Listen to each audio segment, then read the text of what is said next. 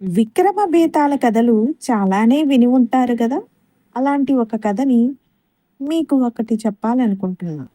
అదేంటో వినేద్దామా మరి? పట్టువదలని విక్రమార్కుడు చెట్టు వద్దకు తిరిగి వెళ్ళి, చెట్టుపై నుంచి శవాన్ని దించి భుజాన వేసుకుని ఎప్పటిలాగే మౌనంగా శ్మశానం కేసి నడవసాగాడు. అప్పుడు శవంలో ఉన్న బేతాళుడు, రాజా, నువ్వు శ్రమ ఫలితాన్ని పొందినప్పుడు అది నీకు తప్పక దక్కుతుంది. కొందరు యాదృచ్ఛికంగాను తాము చేసిన ప్రయత్నానికి 1000 రెట్లు అధికమైన సత్ఫలితాన్ని పొందుతారు. అయితే అలాంటి వారు తమ అదృష్టాన్ని నిలుపుకోలేరు. అందుకు నిదర్శనంగా నీకు చిదంబరుడి కథ చెబుతాను. శ్రమ తెలియకుండా విను అంటూ ఇలా చెప్పసాగాడు. చిదంబరుడు అనేవాడు నిరుపేదవాడు. వాడు కట్టెలు కొట్టుకుని బతికేవాడు.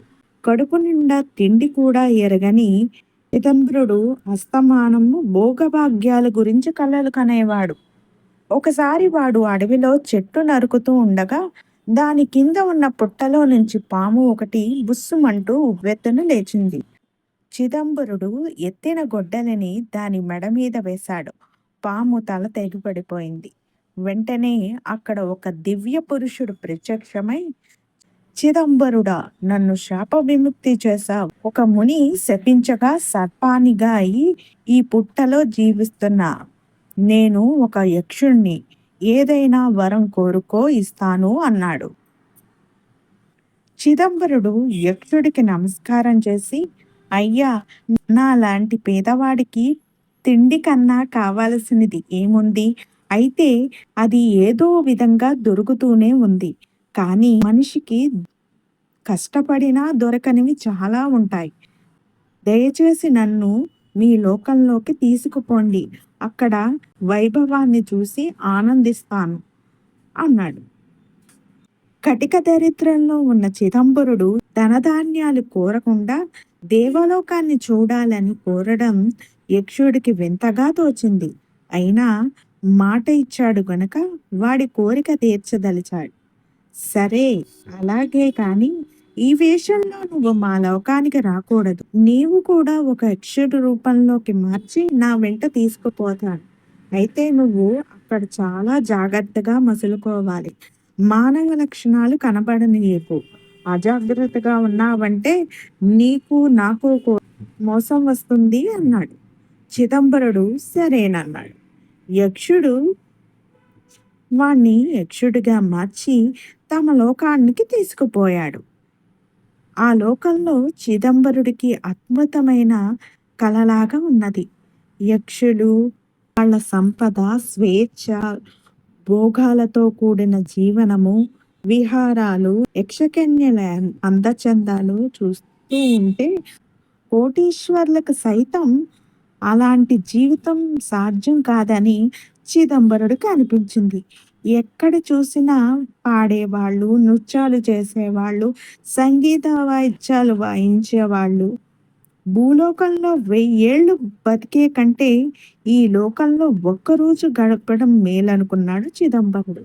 ఇంతలో ఒక యక్షిణి కిలకిలా నవ్వుతూ చిదంబరుని సమీపించి అతని చేయి పట్టుకొని విహారానికి పోదాం రమ్మని పిలిచింది.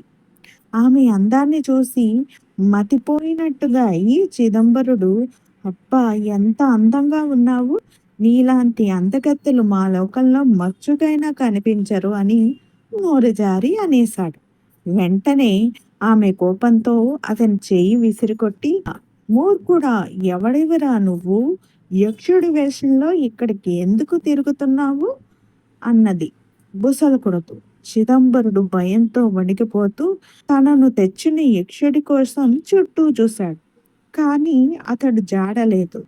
చేసేది లేక చిదంబరుడు జరిగినదంతా యక్షునికి చెప్పి క్షమాపణ వేడుకొని, బుద్ధి గడ్డి తిని కోరరాని వరం కోరాను. నన్ను మా లోకానికి పంపేశావంటే బుద్ధిగా బతుకుతాను అన్నాడు. వెంటనే ఆమె శాంతించింది. నువ్వు యక్షుడికి శాప విమోచనం కలిగించావు కనుక నేను క్షమిస్తున్నాను. ఈసారి అయినా మంచి వరం కోరుకో అన్నది. నాలాంటి పేదవాడికి తిండి కన్నా సమస్య ఏముంటుంది? రోజల్లా రెక్కలు ముక్కలు చేసుకున్నా నేను నా భార్య బిడ్డలు సుఖంగా ఇంత తినలేకుండా ఉన్నా. మాకు జీవితము సుఖమైన భోజనము కలిగేలాగా చెయ్యి అన్నాడు.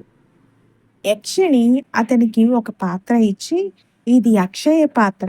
ఏ క్షణంలో తినడానికి ఏం కావాలన్నా ఇది ఇస్తుంది. దీని సహాయంతో నీ కుటుంబం రాజోచితమైన భోజనాలు చేయటమే కాక కోరినంత మందికి విందులు చేయవచ్చు. తినదగినది, తాగదగినది ఏది అడిగినా ఈ పాత్ర ఇస్తుంది. కానీ అనుచితమైనది దీనిని కోరావంటే నువ్వు యథాస్థితికి వస్తావు. జాగ్రత్త అన్నది. చిదంబరుడు దాన్ని కళ్ళకు అద్దుకుని తిరిగి కళ్ళు తెరిచేసరికి తన ఇంట్లో పక్క మీద పడుకొని ఉన్నాడు. అతను లేచి కూర్చుని తాను చూసినదంతా కలే కాబోలు అనుకున్నాడు. కానీ అతని పక్కన అక్షయ పాత్ర ఉన్నది. అతను దాన్ని దండం పెట్టి పాయసము, లడ్డూలు కోరేసరికి అవి వెంటనే ప్రత్యక్షమయ్యాయి. చిదంబరుడి అనుభవం వట్టి కల కాదని తేలింది. అక్షయ పాత్ర మహిమ చిదంబరుడి భార్యా పిల్లలకు కూడా వెంటనే తెలిసింది. నాటి నుంచి ఊళ్ళో ఉండే పేద సాధకులకు అందరికీ తెలిసింది. తర్వాత చుట్టుపక్కల అందరికీ అక్షయ పాత్ర చేసే విందులు ముట్టాయి. సంఘంలో చిదంబరుడి పరువు పెరిగిపోయింది. కొందరు గాఢమిత్రులు కూడా ఏర్పడ్డారు. అతను అర్ధరాత్రి దాకా తిండి తినకుండా ఉండినా వాళ్ళు కూడా ఉండి అతనితో పాటే భోజనం చేసేందుకు కూర్చునేవారు. ఒకరోజు రాత్రి చాలా పొద్దుపోయి చిదంబరుడు అతని మిత్రులు భోజనానికి కూర్చున్నప్పుడు వాళ్ళు మద్యం కోరారు. అక్షయ పాత్రను చిదంబరుడు ఏనాడు మద్యం కోరలేదు. కానీ అతను స్నేహితుల తృప్తి కోసం ఈరోజు అడిగాడు. వెంటనే అక్షయ పాత్ర వాళ్ళు కోరినంత మద్యాన్ని ఇచ్చింది. తన స్నేహితులతో పాటు చిదంబరుడు కూడా తప్పతాగాడు. అతని స్నేహితులు తూలుతూ నృత్యాలు చేయసాగారు. వెంటనే చిదంబరుడికి యక్షస్త్రీల నృత్యాలు జ్ఞాపకం వచ్చి తన స్నేహితులతో వాటి గురించి గొప్పగా చెప్పాడు. వాళ్ళు అతనితో, మాకు కూడా యక్షిణీల నృత్యాలు చూపించరా? నువ్వు తలుచుకుంటే అది సాధ్యం కాదా? ఏది అడిగినా ఇచ్చే అక్షయ పాత్ర ఒక యక్షిణిని పిలిచి నృత్యం చేయించలేదా అని బతిమలాడారు. తాగి ఉన్న మైకంలో చిదంబరుడికి వాళ్ళు కోరిక సబబుగానే అనిపించి అతను అక్షయ పాత్రను వేడుకుంటూ ఒక యక్షిణిని ఇమ్మన్నాడు. కానీ అక్షయ పాత్ర ఏమీ ఇవ్వలేదు. చిదంబరుడు దాన్ని ఎంత బతిమలాడినా ప్రయోజనం లేకపోయింది. స్నేహితుల మధ్య అతనికి అవమానంగా అనిపించింది. దేశంతో అతను ఒక గొడ్డలిని తీసుకొని అక్షయ పాత్రను గట్టిగా కొట్టాడు. అది ముక్కలు ముక్కలైంది. మర్నాటి నుంచి చిదంబరుడు గొడ్డలి భుజాన వేసుకొని కొట్టి తన కుటుంబాన్ని పోషించవలసిన వాడయ్యాడు. బేతాళుడు ఈ కథ చెప్పి, రాజా, మొట్టమొదట యక్షుడు కోరమన్నప్పుడు తన తిండి సమస్యను లక్ష్య పెట్టని చిదంబరుడు యక్షిణితో అదే తన జీవిత సమస్య అయినట్లు చెప్పి అక్షయ పాత్రని ఎందుకు తీసుకున్నాడు? అక్షయ పాత్రతో సమాజంలో ఎంతో పైకి వచ్చిన వాడు దాని మీద తన అహంకారం ఎందుకు చూపాడు? ఈ సందేహాలకు సమాధానం తెలిసి కూడా చెప్పకపోయావో నీ తల పగిలిపోతుంది అని అన్నాడు. దానికి విక్రమార్కుడు, చిదంబరుడు తన జీవితం గురించి వాస్తవ దృక్పథం గలవాడు కాదు. అందుచేతనే వాడు కడుపు నిండా తిండి లేకపోయినా భోగభాగ్యాలను గురించి కలలు కనేవాడు. యక్షుడు తనకు వరం కోరమన్నప్పుడు యక్షలోకం చూడాలి అని కోరుకున్నాడు. ఆ విధంగా వాడి కలలు పండాయనవచ్చు. కానీ అంతలోనే వాడు యక్షిని శాపానికి గురి అయ్యే పరిస్థితి ఏర్పడింది. స్వస్వరూప జ్ఞానం కలిగి అయితే అక్షయ పాత్ర వల్ల వాడు కోటీశ్వరుడు హోదా సమాజంలో సంపాదించగలిగాడు. అప్పుడు వాడు తాను నిజంగా కోటీశ్వరుడైపోయాననుకొని కోటీశ్వరుడికి కానీ చెల్లని మనస్తత్వం తెచ్చిపెట్టుకున్నాడు.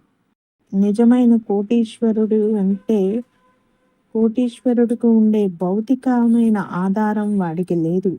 వాడికున్న ఆధారం అక్షయ పాత్ర. ఆ మాట మరచి తన దురహంకారాన్ని దాని మీద చూపి వాడు యథాస్థితికి వచ్చాడు అన్నాడు. రాజుకు ఈ విధంగా మౌనభంగం కలగగానే బేతాళుడు శవంతో సహా మాయమై తిరిగి చెట్టెక్కేశాడు.